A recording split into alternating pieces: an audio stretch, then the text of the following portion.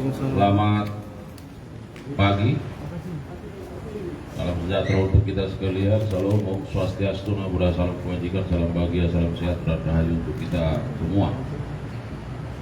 Pak Direktur Penyidikan pada Jampisus yang saya hormati beserta jajaran dan jajaran Puspenkum yang saya hormati, dan teristimewa buat rekan-rekan media yang sudah hadir pada kesempatan yang baik ini. Rekan-rekan media, pada kesempatan ini Pak Direktur Penyidikan akan menyampaikan update atau perkembangan terkait dengan penanganan perkara suap dan atau gratifikasi dalam penanganan perkara di Pengadilan Negeri Jakarta Pusat. Ada hal yang menarik yang akan disampaikan pada saat ini terkait dengan perkembangan penanganan perkara dimaksud. Perlu saya sampaikan bahwa yang pertama, penyidik pada hari ini melakukan pemeriksaan setidaknya terhadap 12 orang saksi dari berbagai pihak, dan penyidik juga melakukan pemeriksaan terhadap 3 tersangka yang sudah ditetapkan sebelumnya. Dari berbagai keterangan yang diperoleh, ternyata ada hal yang harus disampaikan sehingga ada perkembangan penyidikan yang membuat penyidik membuat satu ketetapan atau sikap terhadap perkara ini.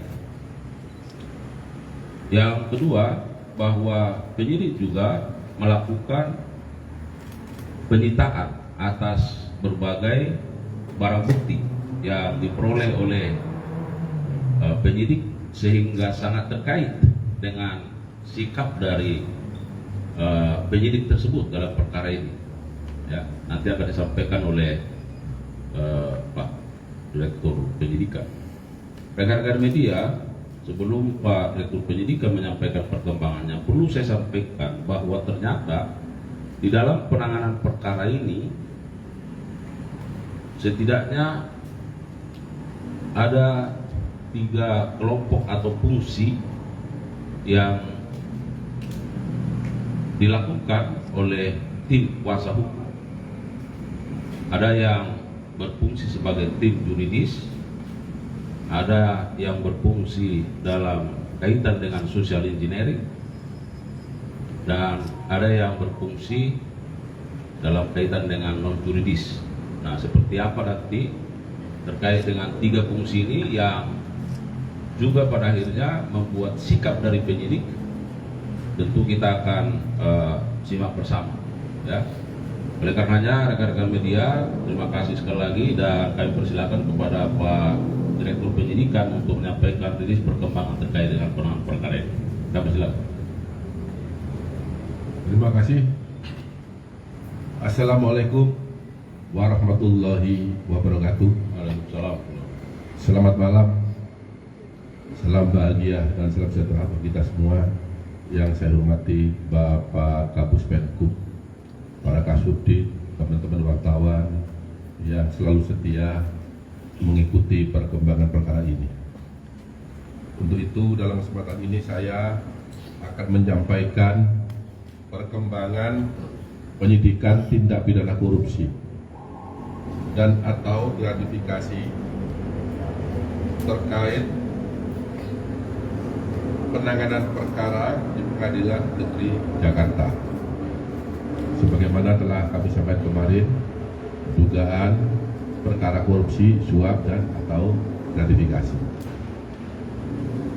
Pada hari ini, Senin tanggal 21 April 2025, penanganan tindak pidana korupsi, suap dan atau gratifikasi terkait penanganan perkara di Pengadilan Negeri Jakarta Pusat berdasarkan surat perintah penyidikan nomor PRIN 23 tanggal 11 April 2025. Dalam perkara aku, penyidik melakukan penyitaan di beberapa tempat yang pada siang tadi dilakukan penggeledahan. Dalam penggeledahan ini penyidik telah menyita dokumen BBE baik berupa HP maupun laptop yang diduga sebagai alat yang digunakan untuk melakukan kejahatan. Selanjutnya, berdasarkan hasil pemeriksaan dan dikaitkan dengan alat bukti lain yang telah diperoleh oleh penyidik selama melakukan penyidikan pada hari ini terhadap beberapa saksi sebagaimana yang telah disampaikan Pak Kapus Penkum, penyidik pada Jaksa Agung Muda Tindak Pidana Khusus Kejaksaan Republik Indonesia mendapatkan alat bukti yang cukup untuk menetapkan 3 orang tersangka. Yang pertama, tersangka MS. Yang bersangkutan selaku advokat dengan surat penetapan tersangka nomor 21 tanggal 21 April 2025. Yang kedua, tersangka JS. Yang bersangkutan sebagai dosen dan advokat berdasarkan surat penetapan tersangka nomor 29 tanggal 21 April 2025. Yang ketiga, tersangka TB selaku Direktur Pemberitaan JEK TV berdasarkan surat penetapan tersangka nomor 30 tanggal 21 April 2025. Adapun hasil pemeriksaan terhadap para saksi dan para tersangka yang sebelum ditetapkan sebagai saksi, yang bersangkutan juga sebelum ditetapkan sebagai tersangka, yang bersangkutan terlebih dahulu diperiksa sebagai saksi, dapat diperoleh fakta-fakta sebagai berikut. Terdapat perbuatan jahat yang dilakukan oleh MS, JS bersama-sama dengan TB selaku Direktur Pemberitaan JEK TV untuk mencegah, merintangi atau menggagalkan secara langsung atau tidak langsung dalam penanganan perkara tindak pidana korupsi tata niaga komoditas timah di wilayah IUP di PT Pertamina Tbk dan tindak pidana korupsi dalam kegiatan importasi gula atas nama tersangka Tom Lembong, baik dalam penyidikan, penuntutan maupun pemeriksaan di pengadilan. Sementara berlangsung yang saat ini prosesnya sedang berlangsung di pengadilan dengan biaya sebesar 478.500.000 rupiah yang dibayarkan oleh tersangka MS dan tersangka JS kepada TB yang dilakukan dengan cara-cara sebagai berikut. Tersangka MS dan tersangka JS mengorder tersangka TB untuk membuat berita-berita negatif dan konten-konten negatif yang menyudutkan kejaksaan terkait dengan penanganan perkara akuo, baik ketika di penyidikan, penuntutan maupun di persidangan.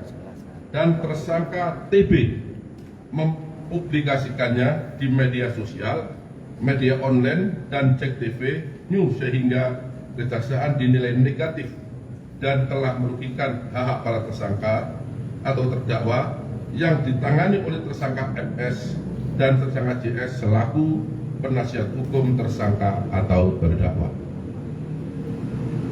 Kemudian tersangka JS membuat narasi-narasi dan opini-opini positif bagi timnya, yaitu MS dan JS. Kemudian membuat metodologi perhitungan kerugian keuangan negara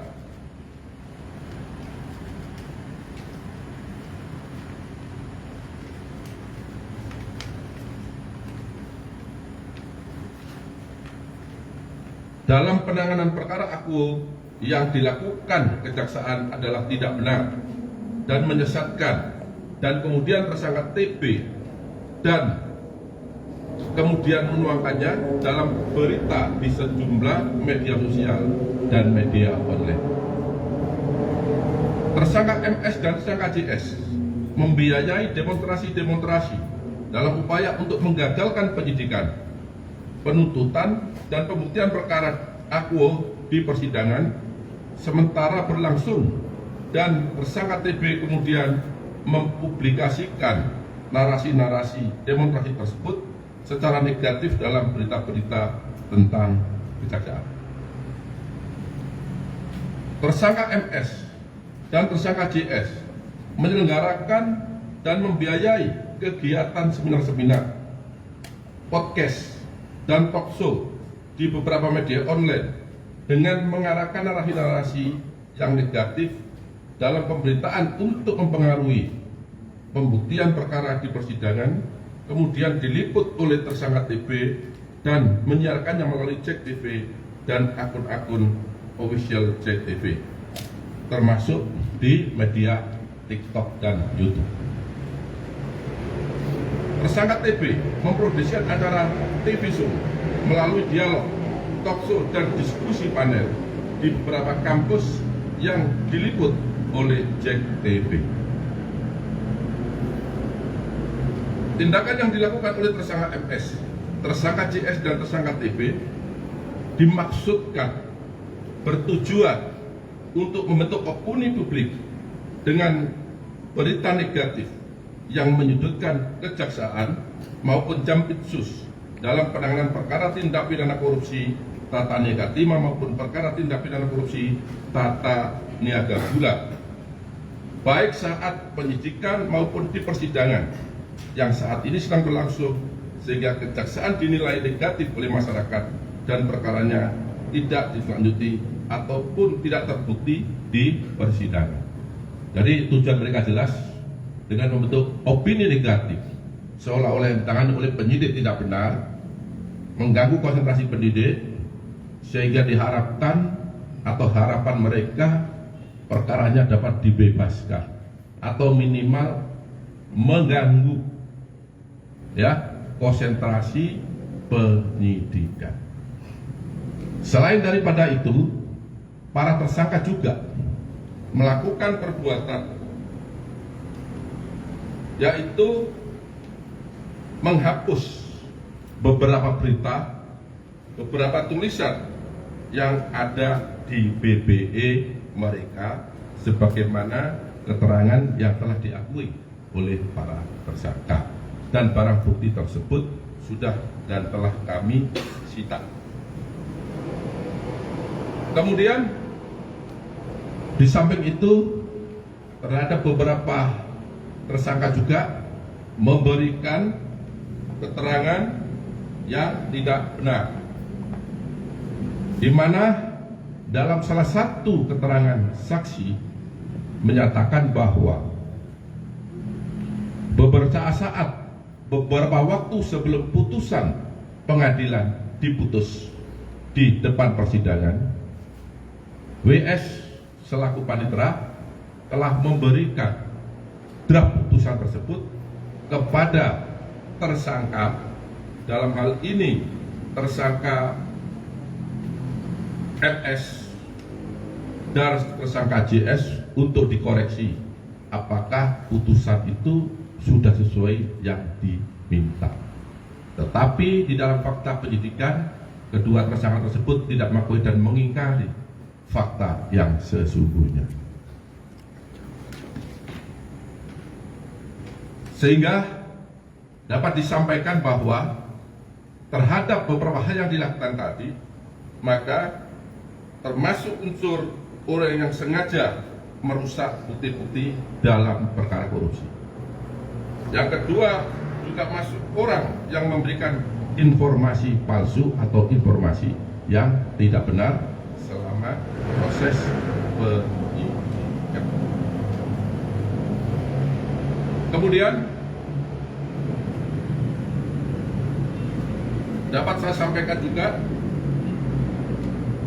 bahwa pasal yang disangkakan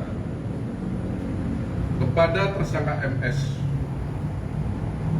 yang bersangkutan diduga melanggar pasal 21 Undang-Undang Nomor 31 Tahun 1999 tentang pemberantasan tindak pidana korupsi sebagaimana diubah dengan Undang-Undang Nomor 20 Tahun 2001 junto pasal 55 ayat 1 ke 1 Kitab Undang-Undang Hukum Pidana. Kemudian untuk tersangka JS yang bersangkutan diduga melanggar pasal 21 Undang-Undang 31 tahun 1999 sebagaimana telah diubah dengan Undang-Undang Nomor 20 tahun 2001 tentang pemberantasan tindak pidana korupsi junto pasal 55 ayat 1 ke 1 KUHP. Kemudian untuk tersangka TB yang bersangkutan diduga melanggar pasal 21 Undang-Undang Nomor 31 tahun 1999 sebagaimana diubah dengan Undang-Undang Nomor 20 tahun 2001 tentang pemberantasan tindak pidana korupsi junto pasal 55 ayat 1 ke 1 Kitab Undang-Undang Hukum Pidana.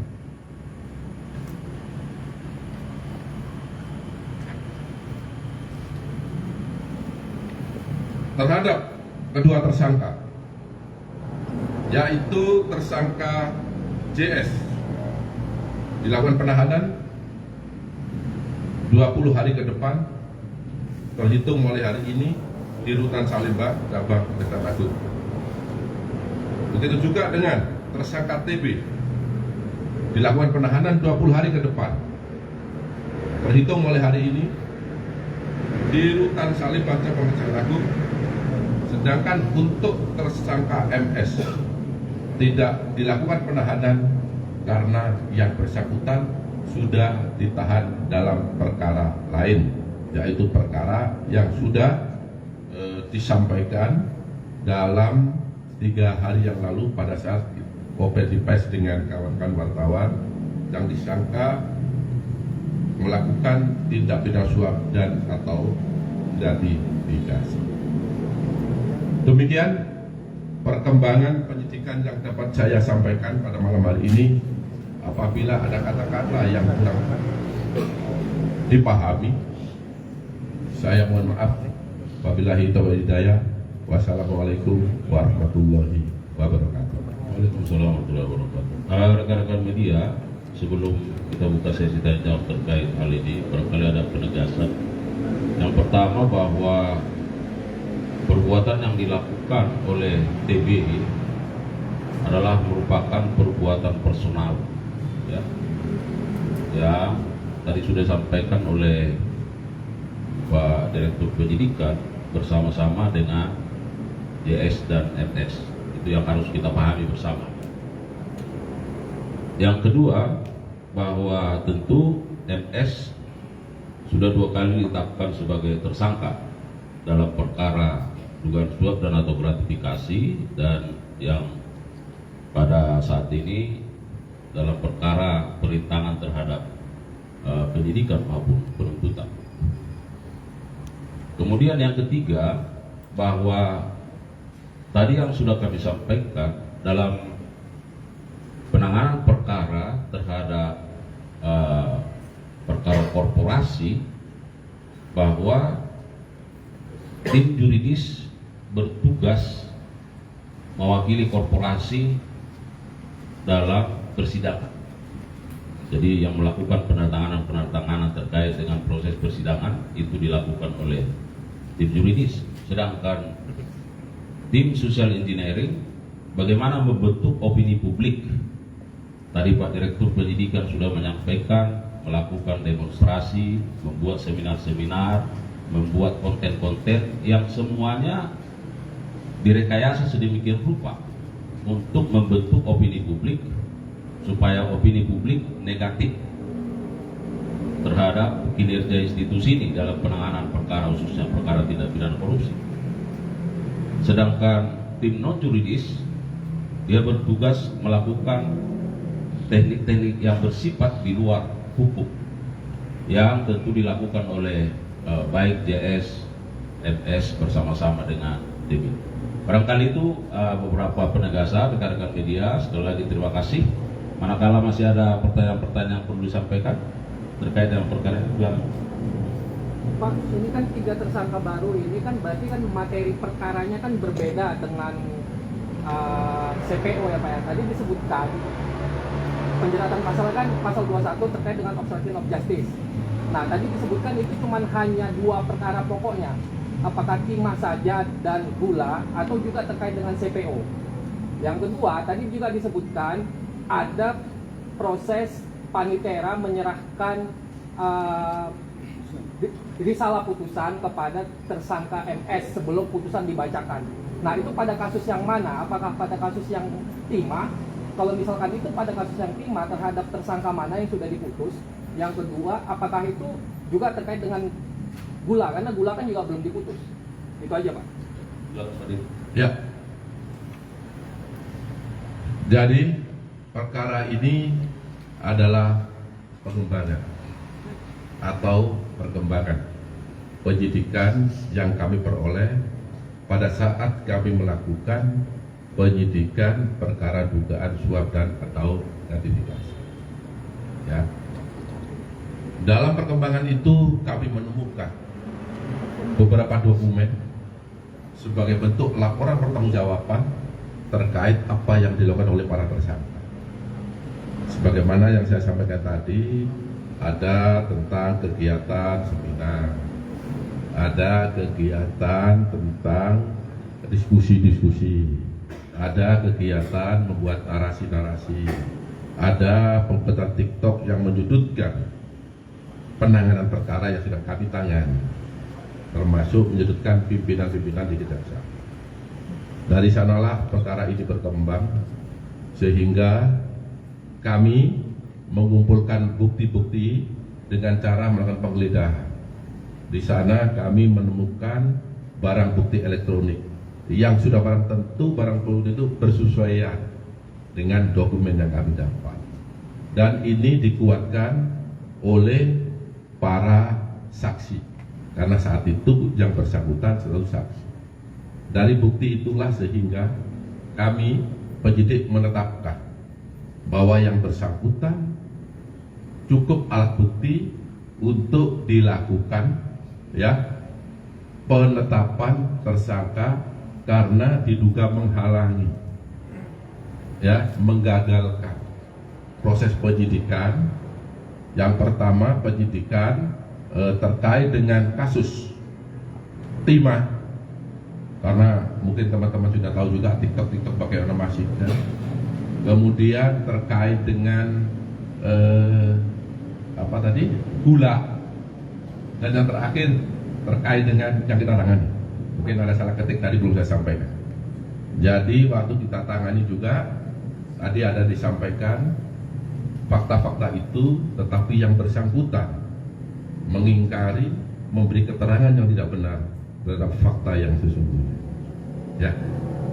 Terkait dengan risalah yang disampaikan tadi itu risalah putusan yang mana, Pak? Ini yang CPO korporasi. Ya. Silakan. Oh, ini kan TB itu kan JAK TV ya Pak ya? Kan pemberitaan tadi disebutnya pemberitaan negatif. Pertanyaan saya, kalau misalkan pemberitaan negatif itu dari Kejaksaan Agung sebelum penangkapan ini lah, apakah mempengaruhi proses hukum Dewan Pers? Kalau misalkan negatif aja kan sebenarnya bisa disomasi dulu lah segala macam sampai seperti itu. Satu itu Pak. Kedua, yang di belakang kita itu mobil-mobil siapa Pak penyitaan untuk kasus ini apa seperti apa? Ya. Jadi pemberitaan ini sudah didesain sedemikian rupa oleh para tersangka. Yang tadi saya katakan, tujuan akhirnya adalah dibuat, diciptakan, dibentuk, diadakan untuk mendistrikkan institusi kejaksaan. Bahwa apa yang ditangani oleh penyidik itu semua tidak benar. Ada kesempatan itu. Oleh karenanya mereka dalam melakukan itu, tadi Pak Kapus Penkum kan ada bilang tadi itu, ada tim yuridis, ya, ada tim non yuridis, ada lagi tim social engineering.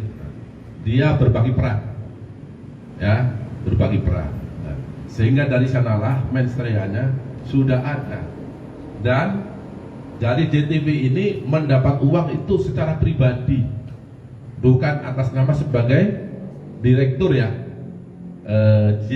Jack TV ya, karena tidak ada kontrak tertulis antara perusahaan Jack TV dengan yang para pihak yang akan ditetapkan, sehingga itu ada indikasi dia menyalahgunakan kewenangannya selaku apa jabatannya, direktur maksudnya, direktur produksi pemberitaan, nah, itu. Sedangkan untuk barang bukti ini dilakukan penyitaan tadi siang terkait dengan barang bukti perkara suap dan atau gratifikasi dari tersangka Arianto, ya Arianto Pak Gun. Ya saya lupa namanya karena terlalu banyak ya. Ini semuanya Cukup? Pak Arianto, Pak. Ya 3 mobil dan kita juga mengamankan 2 kapal ya, yang di pantai Marina. Ya. Mobilnya apa aja Pak? Itu ada di depan itu dicek. Ada 5 soalnya, Pak. Tadi 3 yang mobil mewah. Mobil mewah ya. Mewah semua, Pak.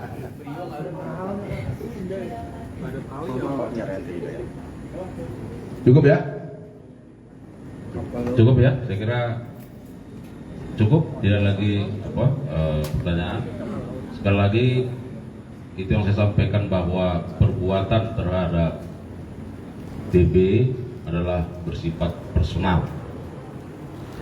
Yang kedua, bukan soal pemberitaannya, tetapi rekayasa untuk menciptakan opini publik yang bekerja sama antara JS, MS, dan TB. Saya kira itu harus kita pahami bersama, ya. Supaya apa? Supaya penanganan tidak pidana korupsi yang dilakukan oleh institusi ini mendapat pelemahan. Ya. Saya kira demikian. Terima kasih sekali lagi kepada rekan-rekan media yang sudah berlelah. Terima kasih untuk dukungannya yang terus terhadap institusi Adiaksa yang bergerak ke arah yang lebih baik. Demikian, billahi taufiq wal hidayah. Wassalamualaikum warahmatullahi wabarakatuh.